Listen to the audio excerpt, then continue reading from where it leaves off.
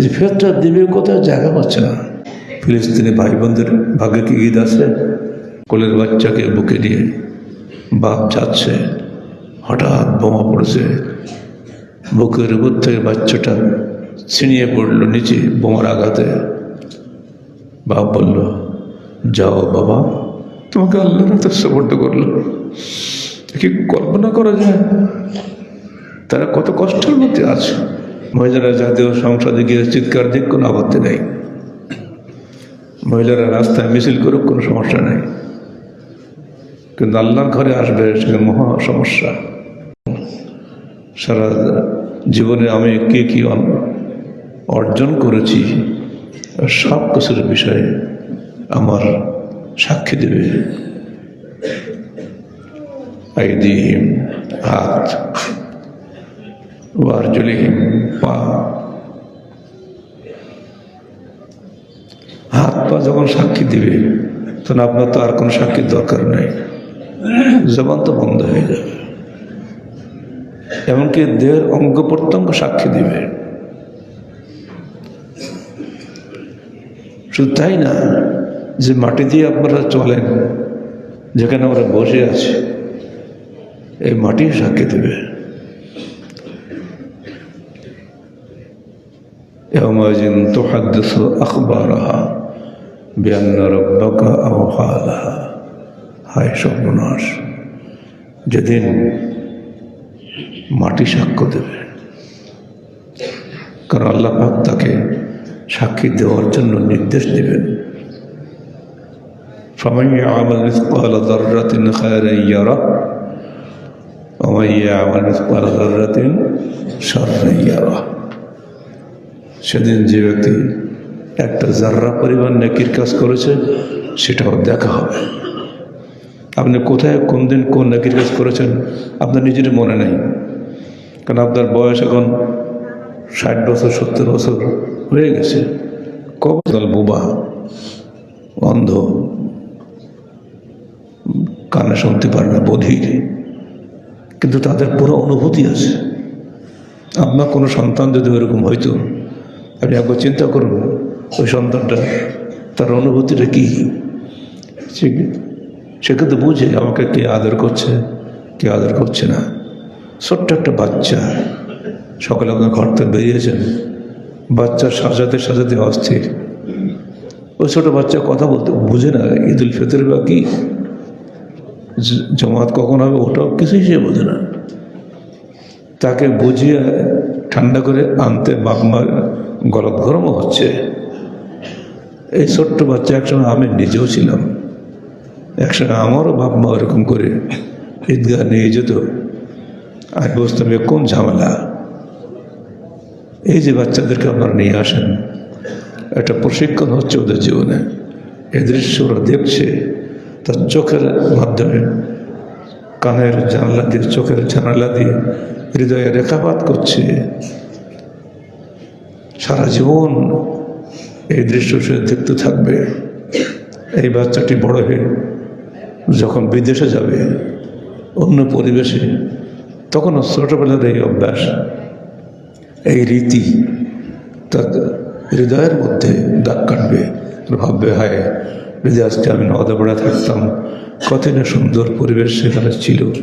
5 ওয়াক্ত সালাত আদায় করতাম একসঙ্গে, একই সঙ্গে আমরা নাস্তা পানি করতাম, ঈদের দিন আমরা একসঙ্গে খেতাম, আনন্দ করতাম। আরে কোথায় আসলাম? আমার নিজের ভাগের একটা থাকে বিদেশে, ছিল কিছুদিনের জন্য, এখন একটা আছে। তো এসে বলছে, ফোনে বলছে আমাকে যে মামু কোথায় দেবে ফিতরা? গরিব আসছে, ফিতরা দেওয়ার লোক নাই।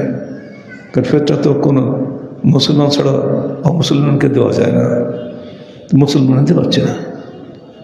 10 কিলোমিটার দূরে শোনা গেল ওখানে কিছু ইন্ডিয়ান লোক থাকে, সেখানে খুব দ্রুত গেল গাড়ি নিয়ে, গিয়ে দেখে ভাষা হিন্দু।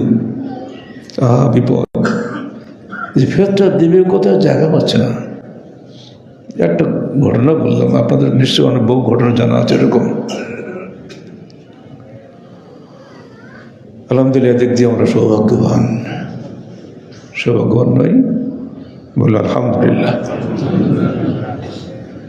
ডানে বামে চারিদিকে মুসলমান, চারিদিকে আমরা ভাইদের দেখতে পাচ্ছি। এই আনন্দঘন পরিবেশ আমাদের বাচ্চারাও দেখছে।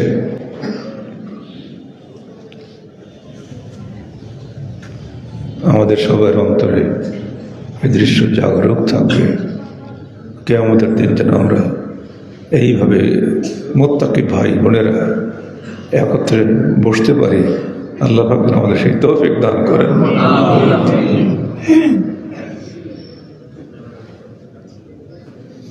মাযহাবী আনুগত্যের ফলে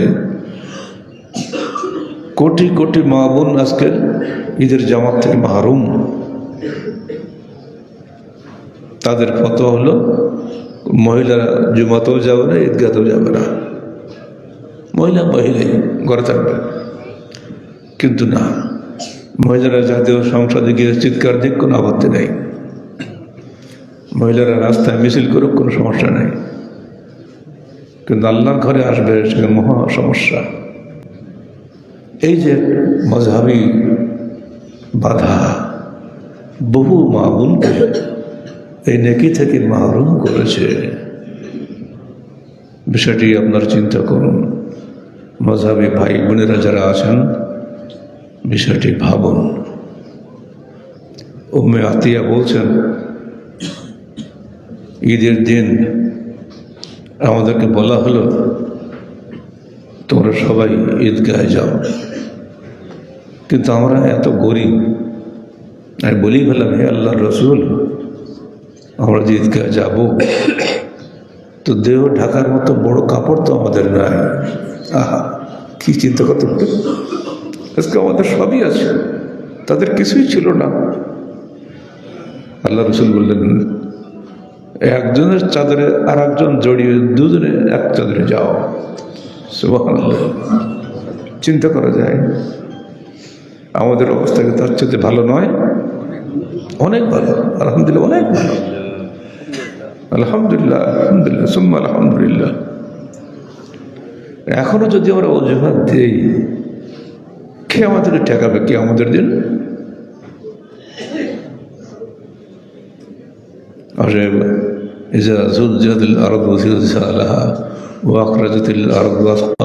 বেরিয়ে আসবে আর জমিন বলবে, কি হলো, আমার কাপড় শুরু হয়ে গেল কেন? জমিন নিজেও টেনতে পাবে না যে কিয়ামত শুরু হয়ে গেছে। যে কোনো মুহূর্তে কিয়ামত এসে যেতে পারে। অতএব আল্লাহকে ভয় করুন। ইনশাআল্লাহ যে ব্যক্তির প্রতি পদে পদে আল্লাহকে ভয় করে, সেই মাত্র সফল কাম। আমরা দুনিয়াতে সবাই বন্ধু। এই বন্ধুত্ব দুদিনের জন্য। ইয়াউমা ইয়াফিরুল মারউ মিন আখিহি ওয়া উম্মিহি ওয়া আবিহি ওয়া সাহিবাতিহি ওয়া বানিহি লিকুল্লি ইমরিইন মিনহুম ইয়াওমাইযিন শাআনুন ইউগনিহি। যেদিন ভাই ভাইকে দেখে পালাবে, বোনকে দেখে পালাবে, স্বামী স্ত্রীকে দেখে পালাবে, প্রত্যেক ব্যক্তির জন্য তার পৃথক পৃথক অবস্থা শুরু হয়ে যাবে। প্রত্যেকের অবস্থা ভয়ঙ্কর হবে। কেউ কারোর তাকানোর অবসর পাবে না। মা আয়েশা বললেন, হে আল্লাহর রসুল, ওই দিন সবাই উলঙ্গ হয়ে উঠবে, এ কি লজ্জার ব্যাপার নয়? আল্লাহ রসুল বললেন, দেখো আয়েশা, ওই দিন যে কি হবে, প্রত্যেকের অবস্থাতে কি হবে, ডানে ব্যাগ তাকানোর অবকাশ পাবে না। ভয়ে, আযাবের আগুনের চোটে কার কি অঙ্গ তাকাবে কখনো? এজন্য আমরা বলি, আল্লাহ হাসিবনি হিসাবান ইয়াসীরা। আল্লাহ, তুমি আমাকে সহজ হিসাব দান করো। খালি পৃষ্ঠা উল্টাবে আমলনামার, ছেড়ে দেবে, যাও। কিন্তু মান্নুকেশা, যদি মুনাকাশা শুরু হয়ে যায়, ভালো মন্দ যাচাই বাছাই করে শুরু হয়ে যায়, সর্বনাশ, ধ্বংস হবে। আল্লাহ পাক আমাদের হিসাবটা সহজ করে উল্টে উল্টে দেখেন, আমরা কখনোই পাস করতে পারবো না। আল্লাহ তুমি আমাদের হিসাবটা সহজ করে নাও। আল্লাহ তুমি তো রহমতের ছায়ে আমাদেরকে আশ্রয় দাও।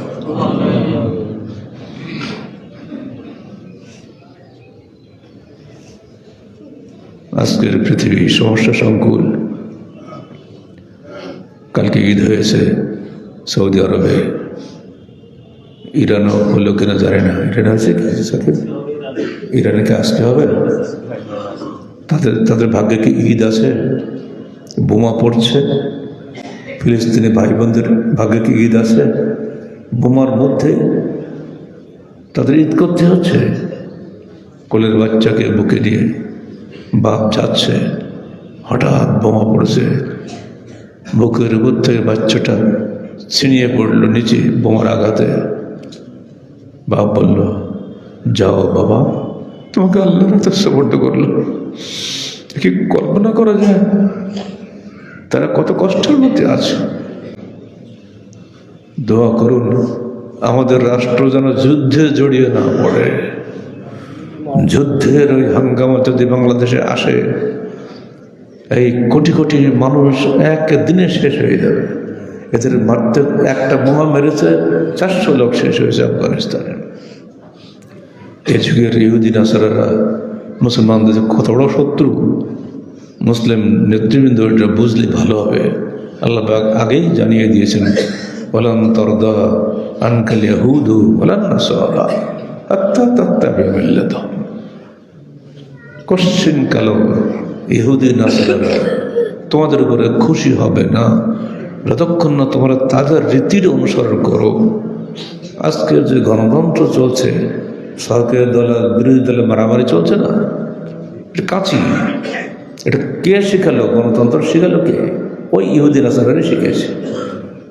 আজকে ডোনাল্ড ট্রাম্প আর নেতানিয়াহু যেভাবে হিংস্রতা দেখাচ্ছে, পৃথিবীর ইতিহাসে হিটলারকে ফেল করে দিয়েছে। অথচ ওরা যেহেতু গণতান্ত্রিকভাবে নির্বাচিত 4 বছরের জন্য 6 বছরের জন্য, ওদেরকে হটানোর কোনো ক্ষমতা নাই। এই যে কত নিকৃষ্ট তন্ত্র।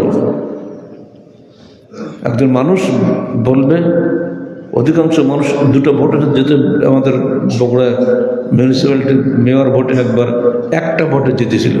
সে এত নিকৃষ্ট লোক, বগুড়ার ইতিহাসে অত বড় নিকৃষ্ট মেয়র আসেনি, 1টা ভোটে জিতেছিল। সে যা ইচ্ছা তাই করেছে, যেগুলো মানুষে বলতেও পারবে না মুখ দিয়ে।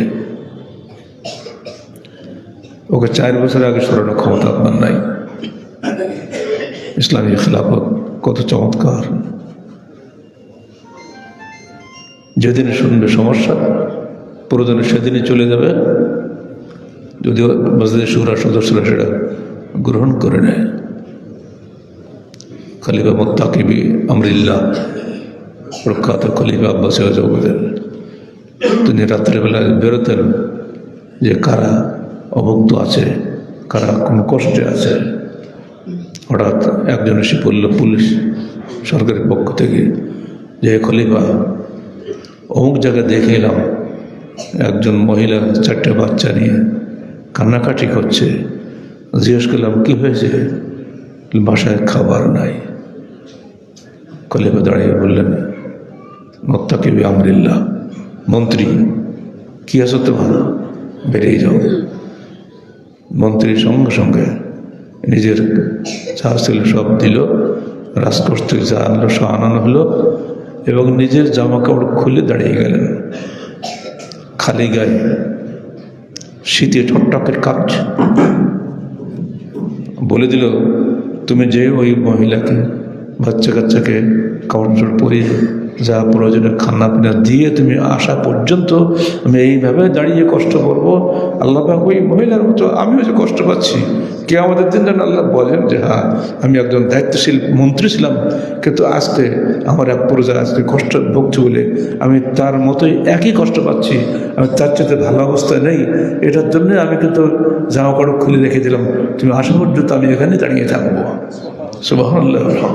ইতিহাস, ইসলামের ইতিহাস ইউনিভার্সিটি পড়া, এসব ইতিহাস পড়ানো হয় না, মাদ্রাসায় পড়ানো হয় না। জানবে কোথেকে? এগুলো আমাদের বই যারা পড়ে তারাই জানতে পারে। ইসলামের খেলাফত নির্বাচন বইটা আছে আমাদের, দেখবেন সেখানে ঘটনা দেওয়া আছে। খলিফা কিসের হয়? সে আল্লাহ রসুলের খলিফা। যখন চিন্তা করে আমি আল্লাহ রসুলের পক্ষ থেকে নেতৃত্ব দিচ্ছি, তখন সে ডানি বা তাকানোর অবকাশ সে পায় না। তাকে দিন রাত পাগলের মতো খাটতে হয় কী করে মানুষের উন্নতি করা যায়, মানুষের দুঃখ দুর্দশা দূর করা যায়। এই রাজনৈতিক ব্যবস্থা মুসলমানরা হারিয়ে ফেলেছে শুধুমাত্র এই পাশ্চাত্য গণতন্ত্রের ধোকায় পড়ে। একটা ভোট দাও, শেষ, 5 বছরে তোমার আর কোনোই মূল্য নাই। এখন যাই আমরা যাই করবো তাই। বন্ধুরা আমার, অর্থনৈতিক ক্ষেত্রে আমরা মযহাবী তাকলিদে ভুগছি। আজকে আপনার ক্ষেত্রে দিতে এসেছেন, আপনাকে ফতোয়া দেওয়া হচ্ছে সাহেবের ইসলাম হলে পেটটা দেবেন, নইলে দেবে না। অর্থাৎ 7.5 ভরি স্বর্ণ এবং 52 তোলা রৌপ্যের মালিক যারা, তারাই মাত্র ফেরটা দেবে। অথচ আল্লাহ রসুল বলছেন আল্লাহ আব্দে ওয়াল হুররে, কিন্তু দাসের উপরে এবং স্বাধীন ব্যক্তির উপরে। আগে ওইটা বলা হয়েছে, কারণ কিন্তু দাসরা দিতে চায় না, দেয় না। আমরা দেওয়ার কোথায়? যার বাড়িতে একদিনের খাবার আছে এবং আগামী একদিন চলার মতো অবস্থা আছে, ফেরটা দেওয়ার মতন সঙ্গতি যারা আছে সে দিয়ে দেবে। ফলে একটা ফতোয়ার মাধ্যমে বোধহয় মসজিদ ভরা মানুষ খুব কমই আছে যারা 7.5 ভরি স্বর্ণের মালিক। এরকম পুরুষ লোক বা মহিলা খুব কমই আছে আমাদের। দিলে আপনাদের আর ফেতরা লাগতো না। কিন্তু যদি আহলাদিস, যদি আল্লাহ পাক আপনাকে কবুল করেছেন আহলাদিস হিসেবে, এই জন্য আপনি ফেতরা দিয়েছেন, বলে আপনিও ফেতরা দিতেন না। আহলাদিস হিসেবে আমাদেরকে কবুল করুন আল্লাহ পাক। আমরা কোরআন হাদিস অনুযায়ী আমল করি, আল্লাহ পাক যেন আমাদের সেই তৌফিক দান করেন।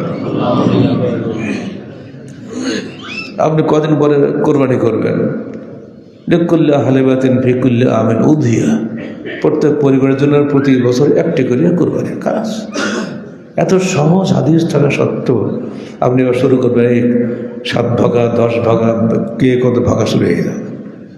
ফলে একজন বাচ্চা আর একটা ফতোয়া দিয়ে দিয়েছে বেস্টে যে ওর 3 খণ্ডে 100 পৃষ্ঠায়, যে একটা গরুতে 6টা ছেলের আকিকা এবং একটা কোরবানি, এই 13টা খাসির কাজ হবে একটা ছোট গরুতে। গরু যে ন্যাংড়া হয় তাও ভালো, তো গরু হয় না।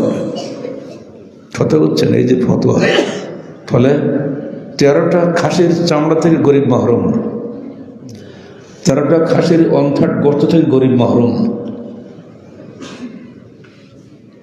এই একটা ফতোয়া আপনার। এর ওষুধ দেবেন।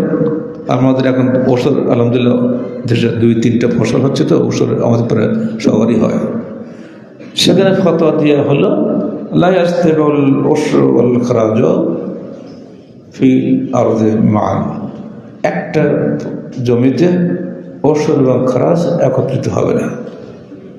উমর বিন আব্দুল আজিজ রহমাতুল্লাহি পোস্টা বলে দিয়েছেন, খলিফা মুজাদ্দিদ যাকে বলা হয়, যে না, আল খরাজ লিল আরদ ওয়াল উশর লিল, মানে ফসলের জন্য। খাজনা হলো মাটির উপরে, জমি থাকলে খাজনা দিতে হবে আপনাকে, ভূমি কর যাকে আমরা বলি। আর ওষুধ হচ্ছে যদি জমিতে ফসল হয় তাহলে আপনি দিবেন, তাও কমপক্ষে 20 টন হবে, তারপরে তো দিবেন, খরচ খরচা বাদ দিয়ে। কিন্তু এই যে সুন্দর সিস্টেম, এর জন্য 2-1 সময় আমি বলি, যদি বাংলার মানুষ খালি ওষুধ দিত, এদের কোনো কিছু খাজনা ট্যাক্স কিছুই লাগতো না, এতেই দেশের দরিদ্রতা দূর হয়ে যেত। কিন্তু এইসব মশলা দিয়ে ওষুধ শেষ করে দেওয়া হয়েছে। ফলে ওষুধ গেল, জাকাত গেল, ফিতরা গেল, কুরবানি গেল।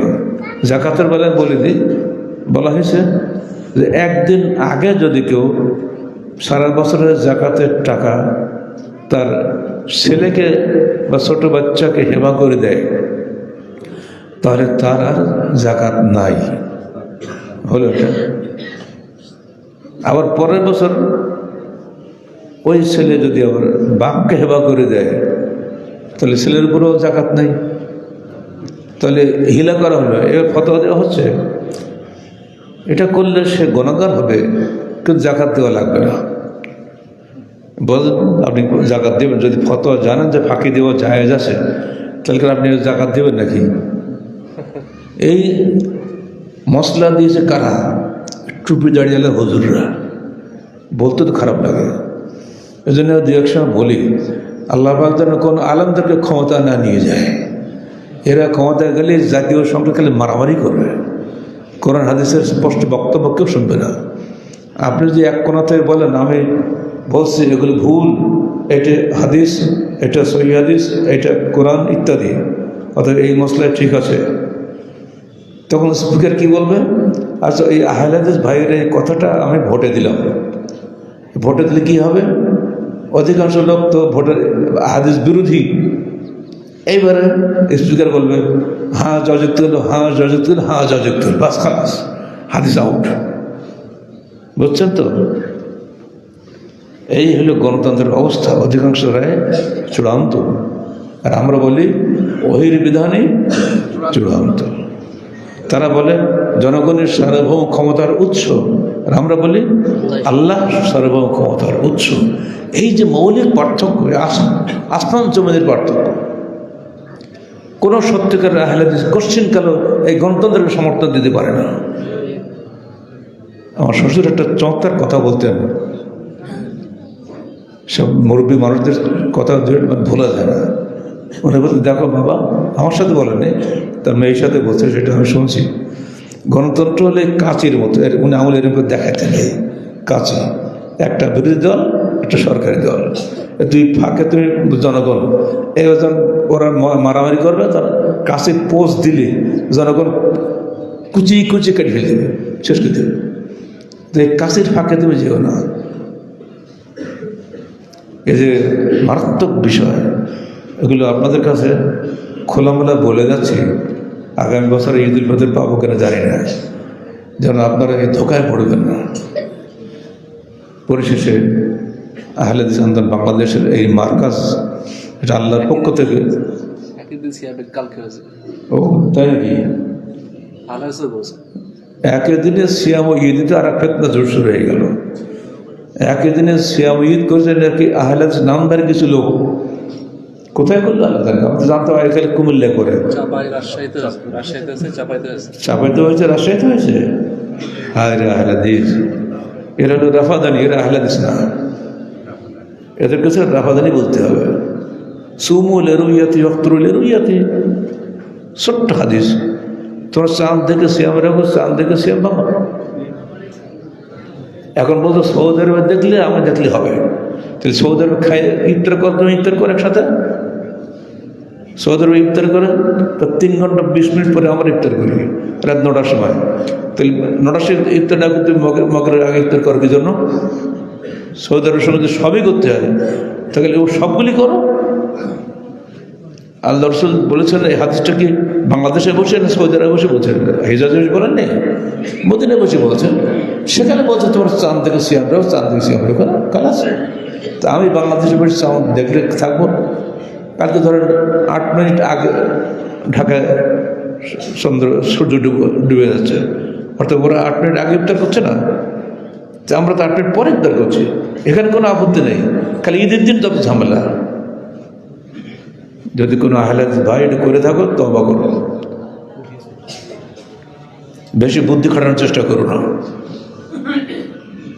আল্লাহ পাক আমাদেরকে পবিত্র কোরআন ও সহিহ আলোকে জীবন গড়ার তৌফিক দান করেন। এরপরে আপনার সামনে আসতেছে আগামীকাল থেকে একদিন পরে সওয়ালের 6টা সিয়াম, সওয়ালের 6টা সিয়াম। আপনি একটানা 6 দিন রাখার ক্ষমতা থাকলে রাখেন, কিন্তু দরকার নেই। পুরো 1 মাসের মধ্যে আপনি ধীরে ধীরে ধীরে ধীরে সিয়ামটা রাখেন, কিন্তু সওয়ালের সিয়াম সওয়াল মাসের মধ্যেই হতে হবে। এই ছোট্ট কথাটি মনে রাখবেন। কেউ কেউ অতি বাড়াবাড়ি করে কাল থেকে শুরু করে দেওয়া করে ফেলেছে, কত খুশির কথা না। এটা সুন্নতের তারকি আর সুন্নতে ওয়াজিবি। তরক করাটাই সুন্নত, ডেলি না করাটাই সুন্নত। আপনি ধীরে ধীরে করেন। আপনি সফরে যাচ্ছেন, কষ্ট হচ্ছে, আপনি কষ্ট করার কী দরকার? এটা পরে করবেন, আদায় করবেন কি না? সেম অবস্থায় সে কষ্ট করে হলেও সেম কোনো মতেই ভাঙবে না। না, এটা হয়তো নিজের উপরে কষ্ট দিবেন না। বহু বিষয় রয়েছে। আল্লাহ পাক বলছেন, ইন্নাল খামরু ওয়াল মাইসিরু ওয়াল আনসাবু ওয়াল আজলাম রিজসুম মিন আমালি শাইতান। আমি কোনোদিন আমাদের এই মার্কাজের দেওয়ালের গায়ে বোমা মারতে দেখিনি, পটকা, এত জোরে জোরে পটকা বাজিয়েছে কালকে, দূরের থেকে পটকার আওয়াজ শুনতাম। তো কোন হতভাগা ছেলে যে এগুলি করছে, আমরা তাদেরকে নিষেধ করছি তোমরা এগুলি করো না। বাজি পটকা কি মুসলমানদের সংস্কৃতি না হিন্দুদের সংস্কৃতি? হিন্দুদের সংস্কৃতি আমরা কেন আনবো মুসলমান হয়ে ঈদের দিন, তো পবিত্র দিনে? অন্যগুলো তোমরা যারা পোশাক পরো, সব খেলোয়াড়দের পোশাক, দেখছেন গেঞ্জি গায়ে দেওয়া, পেছনে কী লেখা 10, 50, 30, ওই যে খেলোয়াড়দের ছবি তো দেখে নেটে, মানে এক একটা খেলোয়াড়। অথচ আল্লাহ রসুল বলছেন, আল্লাহ পাক বলছেন, যে ব্যক্তি আল্লাহকে ভালোবাসে ফাত্তাবিউনি ইউহিব্বুকুমুল্লাহ, তোমরা আমার অনুসরণ করো, তাহলে আল্লাহ তোমাদেরকে পছন্দ করবেন।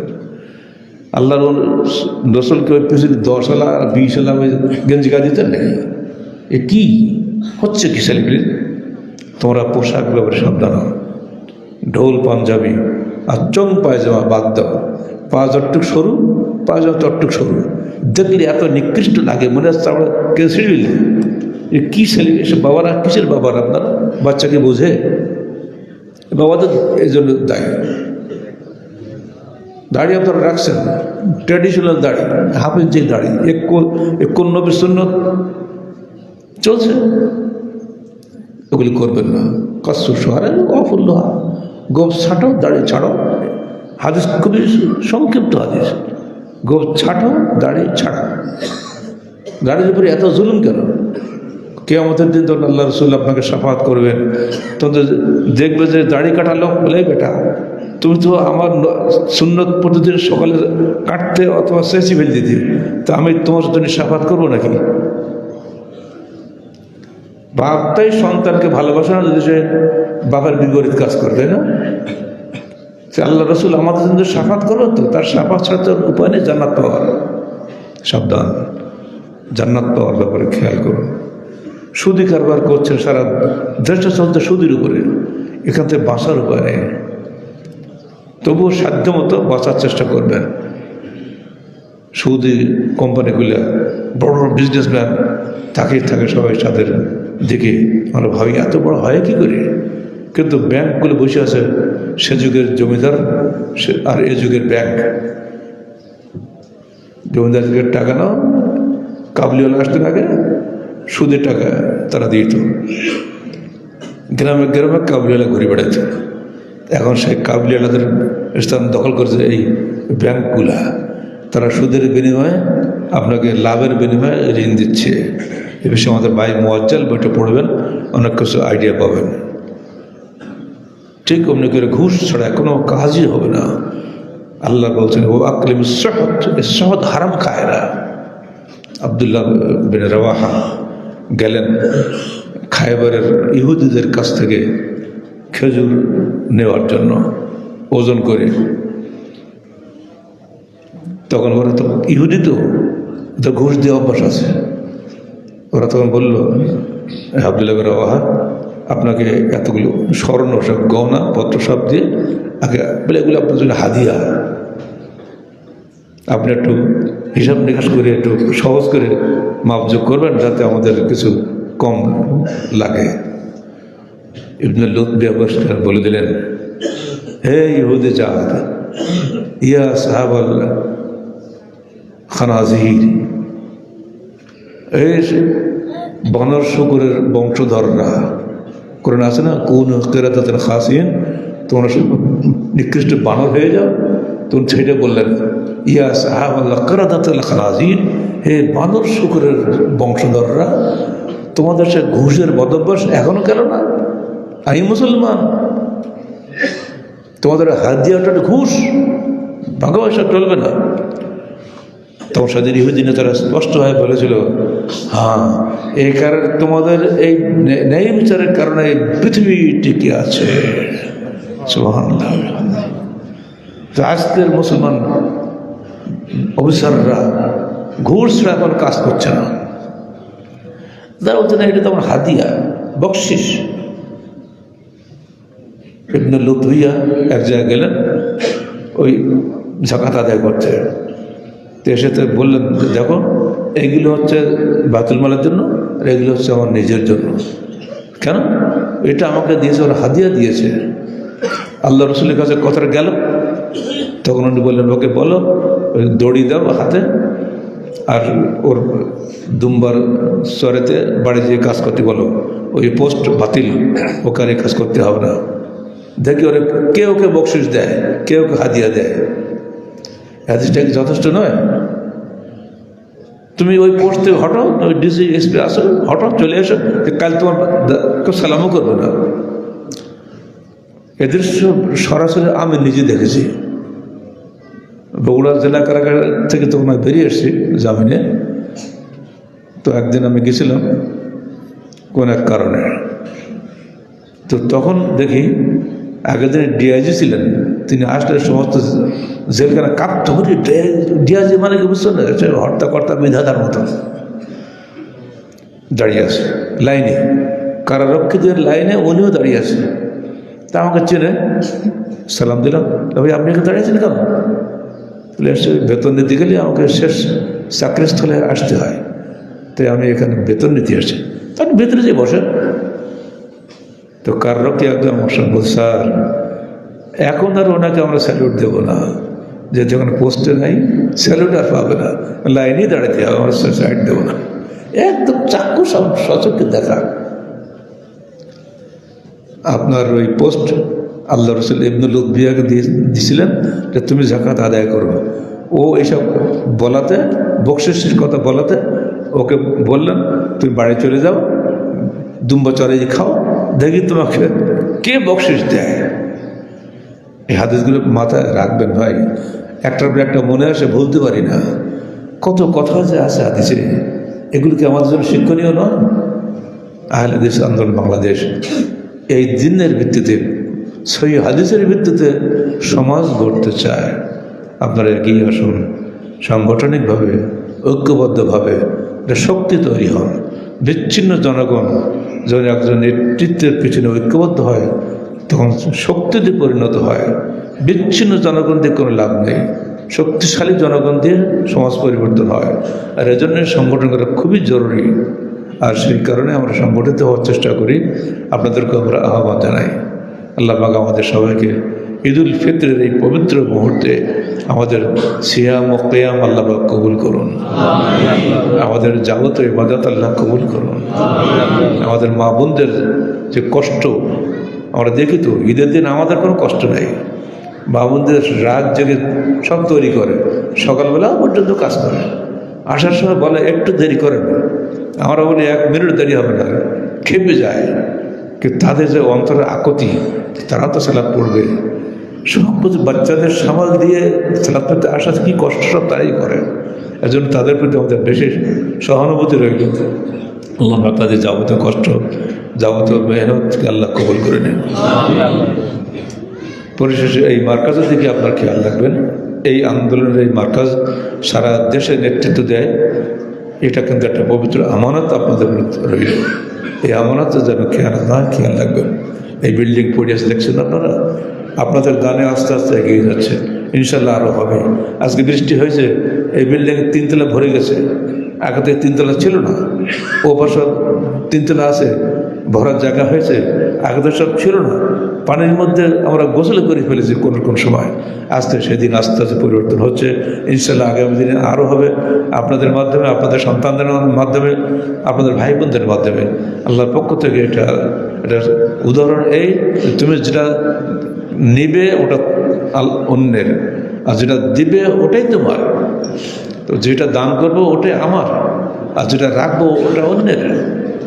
মাহাসাবকে আল্লাহ ইয়াকে ও মুহাক্কারাত যুনুব, এই আয়েশা ছোটোখাটো গুণ থেকে তুমি বেঁচে থাকো, কারণ বিয়ান্নাল্লাহ তো আলেমান, ওই ছোটোখাটো গুণা সম্পর্কে কেয়ামতের মাঠে তোমাকে তলব করা হবে।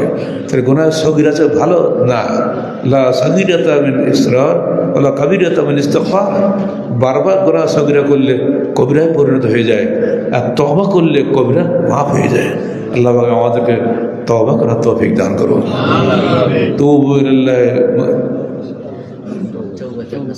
তুবু ইলাল্লাহ জামিয়ান আইয়ুহাল মুসলিমুন লাআল্লাকুম তুফলিহুন। হে মুসলমানরা, তোমরা সবাই আল্লাহর দিকে ফিরে আসো, তাহলেই তোমরা সফলকাম হবে। আল্লাহ আমাদের তওবা করার তৌফিক দান করুন। বলুন আস্তাগফিরুল্লাহ, আস্তাগফিরুল্লাহ আল্লাযী লা ইলাহা ইল্লা হুয়াল হাইয়ুল কাইয়্যুম ওয়া আতুবু ইলাইহি। আসসালামু আলাইকুম ওয়া রাহমাতুল্লাহি ওয়া বারাকাতুহু।